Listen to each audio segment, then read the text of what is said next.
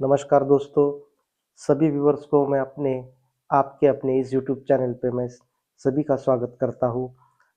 और एक नए टॉपिक के साथ आज हम रूबरू होने वाले हैं और टॉपिक का नाम है प्रारब्ध। प्रारब्ध जिसे हम नसीब कहते हैं, किस्मत कहते हैं या फिर हमारे कर्म फल का जो हमें जो रिज़ल्ट मिलता है उसे ही हम प्रारब्ध कहते हैं। तो क्या ये प्रारब्ध हमारा पहले से ही तय होता है या हमें हमारे जीवन में मिलने वाली जो भी सक्सेस है, जो भी एजुकेशन है या फिर जो भी हमें इस जीवन में प्राप्त होता है, ये हमारे प्रारब्ध से होता है या हमारे इस जीवन के कर्मफल से होता है? तो ये एक बहुत ही इंटरेस्टिंग टॉपिक है और इसके बारे में बहुत सारे सवाल और बहुत सारे जो मन में प्रश्न रहते हैं उसी को हम एक स्टोरी के ज़रिए हम समझने की कोशिश करते हैं कि सही में प्रारब्ध कैसा होता है और क्या सही में ये पहले से ही यानी डिसाइडेड होता है और उसी के हिसाब से हमारे जीवन में जो विविध घटनाएँ या फिर ऐसी कुछ घटनाएँ घटती है और जो भी हमारे जीवन में यश हमें मिलता है या सक्सेस मिलती है और फेल्योरनेस हमें मिलती है, जो भी हमारे जीवन में हमें प्राप्त होता है, ये क्या प्रारब्ध से ही या हम उसको जोड़ के देख सकते हैं या फिर हम ये मान के चले कि हमें जो भी जीवन में प्राप्त होना है, वो हमारे प्रारब्ध से ही होना है। तो इस स्टोरी को हम थोड़ा-सा और इस टॉपिक को थोड़ा-सा हम एक स्टोरी के साथ जोड़ के देखते हैं और चलो जानते हैं कि सही में प्रारब्ध क्या होता है। तो दोस्तों एक ऐसा इंसान है जो अपने बारे में बहुत कुछ जानना चाहता है, लेकिन बहुत बार ऐसा होता है कि उसके सामने ऐसी कुछ घटनाएँ और ऐसी परिस्थितियाँ अपने जीवन में आती है और उसकी वजह से बहुत बार वो जितना मेहनत करता है, जितना भी वो मेहनत करने के बाद जिस चीज़ का वो हकदार होता है, वो उसे कभी मिल नहीं पाता या फिर उसको मिलने में बहुत सारा समय लगता है या बहुत कष्ट या जीवन में संघर्ष झेलना पड़ता है। तो इन वजह से उस व्यक्ति के मन में अगणित ऐसे सवाल आते रहते हैं कि जब वो किसी और के साथ खुद को कंपेयर करके देखता है और सोचता है कि जब इससे ज़्यादा मेहनत मैं यहाँ पे कर रहा हूँ या फिर इससे ज़्यादा मैं यहाँ पे जीवन में संघर्ष करने के बावजूद भी मुझे वो नहीं मिल पा रहा है जिसका मैं असली हकदार हूँ। तब जाके मन में कहीं ऐसे हमारे मन में प्रश्न आते हैं कि क्या सही में प्रारब्ध या किस्मत में ही जो होता है, जो लिखा होता है वही अपने जीवन में होता है क्या? तो ऐसे अगणित सवालों से हर इंसान, यहाँ तक हर कोई इंसान इस हमारे धरातल पे जितने भी लोग हैं, वो इस कभी न कभी इस किस्मत, प्रारब्ध इस शब्द के साथ रूबरू हुए होंगे और उन्होंने कभी न कभी इस प्रारब्ध या किस्मत का कभी न कभी ऐसा अनुभव लिया होगा कि जो वो जिसके हकदार है, लेकिन वो उसे और उन्हें उनको कभी प्राप्त नहीं होता है या फिर उसको बहुत अंतराल होने के बाद कुछ समय और कुछ वर्ष बिताने के बाद वो चीज़ उन्हें हासिल होती है, लेकिन उसके लिए बहुत बड़ा कड़ा संघर्ष और उसी के साथ उस समय का बलिदान भी उनको करना पड़ता है और उसके बाद ही उनको वो चीज़ें प्राप्त होती है। तो ऐसे बहुत सारे सवाल मन में हैं और इन सवालों का हम एक जवाब ढूँढने की कोशिश करते हैं और देखते हैं सही में प्रारब्ध क्या होता है। तो एक स्टोरी है एक इंसान रहता है और वो इंसान चाहता है कि मेरा भविष्य कैसा हो या फिर मेरा जीवन में क्या-क्या घटनाएँ घटित होने वाली है। मुझे सक्सेस, फेल्योरनेस, मेरा हेल्थ, एजुकेशन ये कैसे मुझे प्राप्त होगा? तो वो इंसान अपने एक ज्योतिष के पास जाता है और उस ज्योतिष के पास जाने के बाद उसको अपने जीवन के बारे में सब कुछ पूछता है। तो फिर ज्योतिष उसके जीवन के बारे में जो-जो जीवन में घटित होने वाला है, वो हर एक चीज़ों के बारे में उसको विस्तार पूर्वक उसको हर चीज़ बताता है। तो उसमें वो पूरे जीवन का एक वृत्तांत उसको बताता है कि आपके जीवन में क्या-क्या होने वाला है, आपको कैसे संपत्ति मिलेगी, संतति कैसे मिलेगी, हर उसके सवालों का जवाब वो ज्योतिष बहुत अच्छी तरीके से देता है और उससे उसका एक अच्छा समाधान भी उस इंसान का होता है। लेकिन इंसान एक ऐसी एक व्यक्ति है, एक इंसान एक ऐसा प्राणी है कि उसे ये लगता है कि हर एक चीज़ के बारे में वो डिटेल में जानना चाहता है। तो उस इंसान के मन में भी एक ऐसा सवाल आया कि मुझे सब कुछ तो प्राप्त हो जाएगा, ये मैं विश्वास करता हूँ, जैसे आपने मुझे बताया। तो क्या आप ज्योतिष से वो ये पूछता है कि क्या मुझे आप बता सकते हैं कि मेरी मृत्यु कैसी होगी? तो ये सवाल हर एक के मन में आता है कि मेरी मृत्यु कैसी होगी? तो किस चीज़ से होगी या किस वजह से होगी? क्या वो वजह आप बता पाएँगे? तो ज्योतिष कहते हैं कि देखिए कि आपको इसकी जानकारी लेने की कोई आवश्यकता नहीं है, लेकिन फिर भी वो कहता है कि नहीं कोई प्रॉब्लम नहीं, मुझे आप बताइए। तो बहुत उनको रिक्वेस्ट करने के बाद ज्योतिष को वो इंसान ये यकीन दिलाता है कि आप बताइए, इससे मुझे कोई फ़र्क नहीं पड़ेगा। तो फिर वो ज्योतिष उनको बताता है कि आपकी मृत्यु इस कोई ऊँची जगह से कोई भारी वस्तु आपके सर पर गिरने के बाद आपकी मृत्यु हो जाएगी। तो इस तरीके से वो उस इंसान को बता देते हैं कि आपकी मृत्यु का कारण क्या कैसे बनने वाला है और आपकी मृत्यु कैसे होगी। तो ये सब जानने के बाद अब वो इंसान अपने घर चला जाता है और जब घर जाने के बाद वो उसको मालूम होता है कि मेरी मृत्यु तो ऊपर से कोई भारी चीज़ सर पे गिरने के बाद होने वाली है। तो ऑब्वियसली क्या हो जाता है कि वो इंसान इतना कॉन्शियस हो जाता है कि जब भी कब घर में भी बैठता है तो वो ऊपर देख के बैठता है कि कहीं ऊपर से कोई ऐसी भारी चीज़ उसके सर पे ना गिरे और उसकी मृत्यु ना हो जाए और मृत्यु का कारण ना बने। तो ये उसके माइंड में हमेशा वो बात चलती रहती है और वो चलने की वजह से वो बहुत कॉन्शियस होता है और अपने खुद का ख़्याल रखने लगता है। तो ऐसे बहुत साल बीत जाने के बाद उसके दिनचर्या में और उसको एक आदत बनी वाली रहती है, तो उससे वो एक अच्छा कॉन्शियसनेस आ जाता है और वो उस तरीके से अपने खुद को बचाने की हर बार कोशिश करता है और उसमें वो सक्सेस भी होता है। लेकिन एक दिन सुबह-सुबह वो अपने घर के सामने एक छोटा एक बढ़िया गार्डन रहता है, उस गार्डन में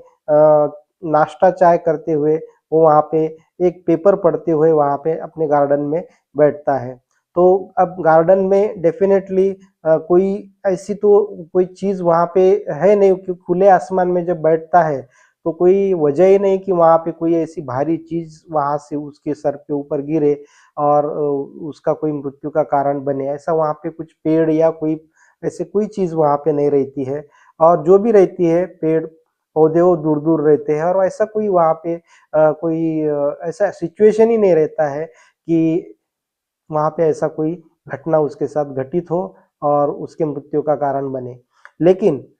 जब उसके प्रारब्ध में और किस्मत में जब ज्योतिष ने बताया है कि आपकी मृत्यु उसी चीज़ से होगी जो सर के ऊपर आपके ऊपर गिरेगी और आपकी मृत्यु हो जाएगी। जब वो उस गार्डन में बैठता है तो वो निश्चिंत रहता है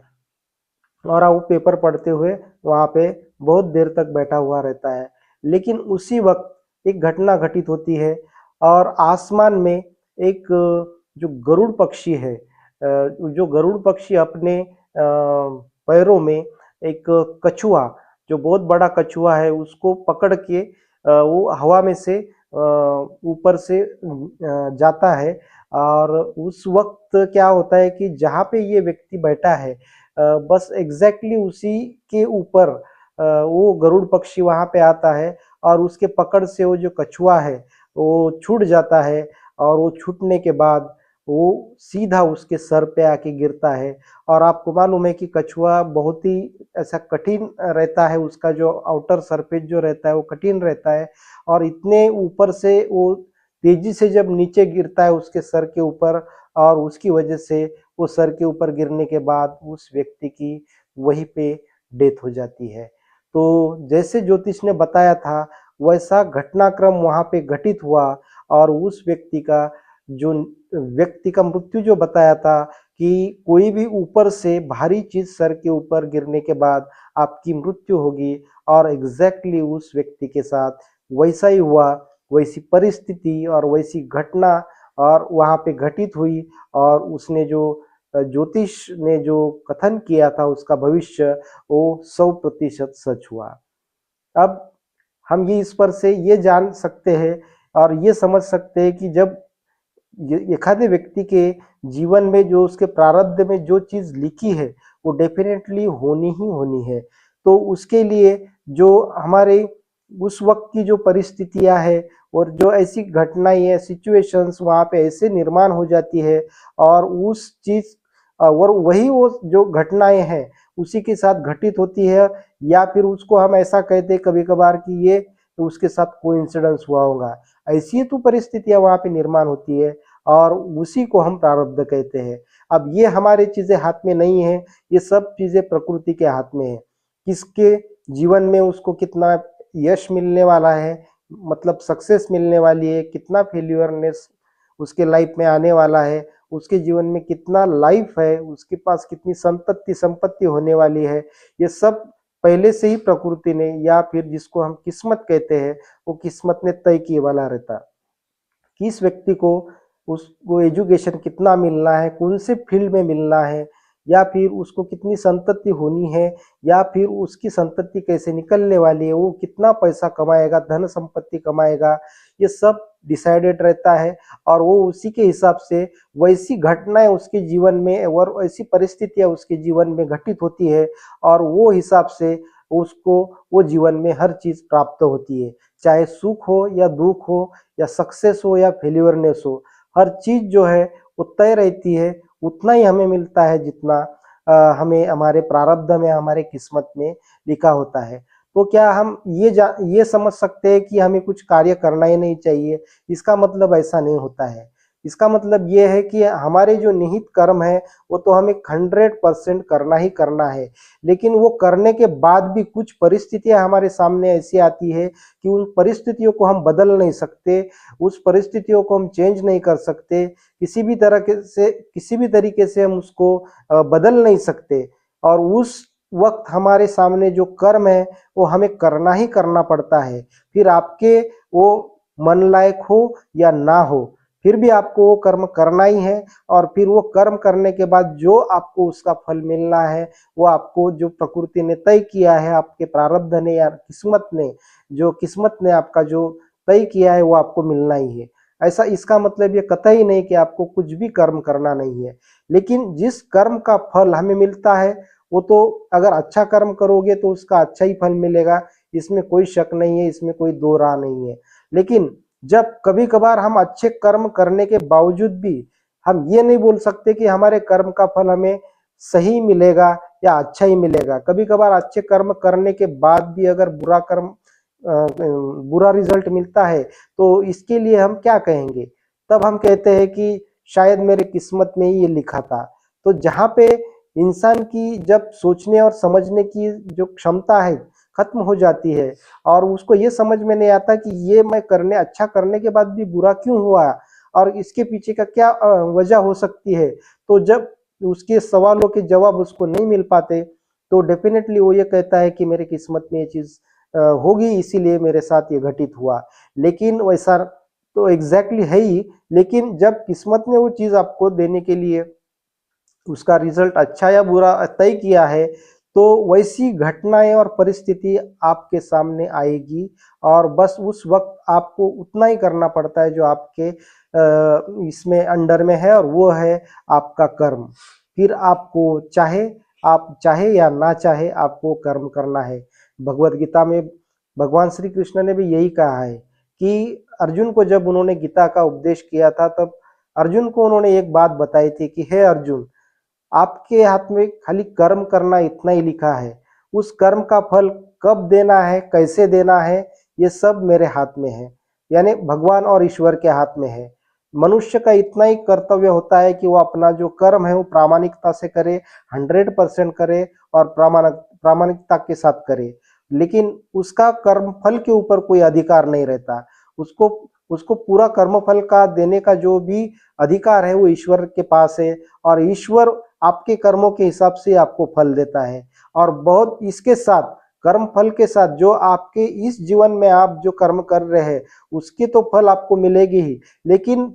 आपने पिछले जन्म के जो आपके कर्म आपके थे और उसका जो संचित फल था, कर्म फल था, वो भी आपने इस जन्म में आपके साथ लाया है। इसीलिए हम उसको प्रारब्ध कहते हैं। उस प्रारब्ध के हिसाब से हमें फिर वो चीजें हमें प्राप्त होती है। कुछ चीज हमारे साथ आने कम कम कष्ट करने के बाद भी हमें वो कभी कभार बहुत ज्यादा सक्सेस मिलती है, या कभी कभार हमें बहुत ज्यादा कष्ट करने के बाद भी सक्सेस बहुत कम मिलती है। और कुछ लोगों के पास बहुत संपत्ति रहती है, तो कुछ लोगों के पास कष्ट करने के बाद भी उतनी संपत्ति नहीं रहती, फिर भी वो कष्ट करते हैं, प्रामाणिकता से अपना काम करते हैं, फिर भी वो चीजें वो नहीं पा सकते, क्योंकि उसका कुछ ना कुछ जो पिछले जन्म का जो संचित कर्म है वो इस जन्म में आता है, और उसी को हम कहेंगे किस्मत या फिर हमारा प्रारब्ध। जो पिछले जन्म के कर्म हमारे इस जन्म में हम कुछ लेके आते हैं, और उसका जो नतीजा है वो हमारे इस जन्म के कर्म फल के साथ उसका संयोग मात्र वैसी परिस्थितियां निर्माण होती है, और उसके अनुसार हमें वो चीजें हमें प्राप्त होती है। तो ये ऐसी बहुत सारी चीजें हैं जो कि हम हमारे बहुत सारे पौराणिक ग्रंथ है, उसमें से भी जब हम कब हताश होते हैं, निराश होते हैं, तो ये जो कथाएं हैं और ये जो हमारे पौराणिक हमारे जिसमें जो भी घटनाएं घटित हुई है, बहुत सारे राजाओं के साथ, खुद ईश्वर के साथ, भगवान के साथ भी ये घटनाएं घटित हुई है। उन्होंने भी उनके जीवन में जब वो मनुष्य देह में इस पृथ्वी पर आए और अपने कर्म किए, लेकिन उनके जीवन में भी कुछ ऐसी घटनाएं आई कि अगर वो चाहते थे तो वो ईश्वर थे, फिर भी वो चेंज कर सकते थे, लेकिन जब वो पृथ्वी पर आए तो उनको भी कर्म फल लागू हुआ, और उनके सामने भी वैसी परिस्थितियां निर्माण हुई, लेकिन और उनको वो चीजें करनी पड़ी। वो फिर वो चीज हमें आज अगर हम उसके बारे में सोचेंगे तो हमें भी एक ऐसा ताजुब लगेगा कि ये कैसे पॉसिबल हो गया है। जैसे कि हम एक हमारे रामायण से हम जान सकते हैं कि जब राजा दशरथ ने राजा राम का जब ये राज्याभिषेक होने वाला था, उसी दिन उनको ऐसा आदेश दिया कि आपको 14 साल के वनवास के लिए आपको वन में जाना पड़ेगा, और ये इसके पीछे की हिस्ट्री आपको तो मालूम ही है। लेकिन फिर भी उस वक्त राजा राम, भगवान राम ये भी बोल सकते थे कि ये गलत है, मैं इस आपके आदेश को नहीं मानता हूँ, मैं ठुकराता हूँ और मैं वन में जाने से इनकार करता हूँ। लेकिन उस समय भगवान राम के सामने भी ऐसी परिस्थितियां वहां पे आई, प्रारब्ध ने उनके सामने रखी, और जबकि वो भगवान थे फिर भी जब पृथ्वी पे उन्होंने मानव देह धारण किया, तो उनको पृथ्वी पर के जो मनुष्य देह के लिए जितने भी सारे नियम हैं, जो कर्मफल के सिद्धांत है, उनको भी लागू होना जरूरी था। तो वो तहत क्या हुआ कि उनको वो सब बातें उनके सामने वैसी परिस्थितियां निर्माण हुई, और एक तरफ जब वो राजा बनने के लिए जा रहे थे कि दूसरी सेकंड में, दूसरी मिनट में उनको उनके पिताजी ने, राजा दशरथ ने उनको वनवास में जाने का ऐसा कड़क आदेश दे दिया, और उन्होंने हंसते हंसते उस आदेश का स्वीकार भी किया, और आगे की पूरी जो रामायण है आपको भी मालूम है। तो क्या इस कथा से हम ये मान सकते हैं कि भगवान राजा राम के और या भगवान राम के जो नसीब में 14 साल का वनवास लिखा ही था,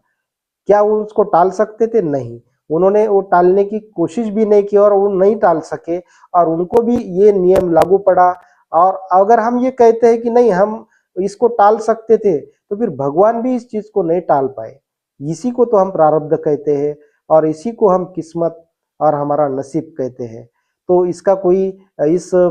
ये घटनाओं से हमें हमारे जीवन में एक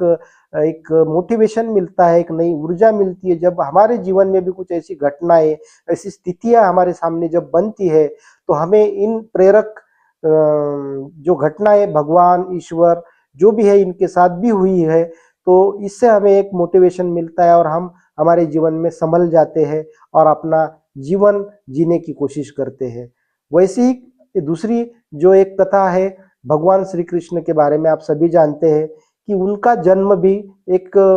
कारागृह में हुआ, जबकि वो उन्होंने खुद अपने को महाभारत में उन्होंने खुद बताया था, अर्जुन को जब गीता का उपदेश किया था, उन्होंने बताया कि मैं ही ईश्वर हूँ। ये पूरा ब्रह्मांड मेरे में ही समाहित है और ये पूरा ब्रह्मांड का मैं संचालन करता हूँ, तो मैं खुद ईश्वर हूँ। जब खुद ईश्वर होने के बाद भी उनके सामने भी ऐसी परिस्थितियां निर्माण हुई कि उनको भी कारागृह में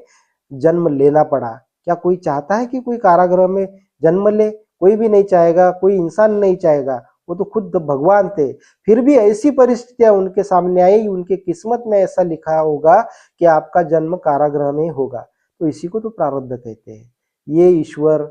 ऋषि मुनि, ये मानव, हर एक को ये प्रारब्ध के सामने कभी न कभी फेस होना पड़ता है और उसके सामने झुकना ही पड़ता है, क्योंकि ईश्वर ने हमारे जीवन में जो भी प्रारब्ध में जो चीजें लिखी है वो हमें फेस करना ही है। और ऐसे प्रेरक जो हमारी कथाएं हैं, हमारे जो राजा और अलग अलग राजे हमारे इस देश में हुए हैं, जैसे सतयुग से लेकर आज कलयुग तक बहुत सारी ऐसे महान विभूतियां इस देश में अपने इस भारत में हुई है। तो इनके जो प्रेरक कथा है, उनके जीवन का जो सार है, अगर वो हम देखें तो हमारे जीवन में भी कुछ हम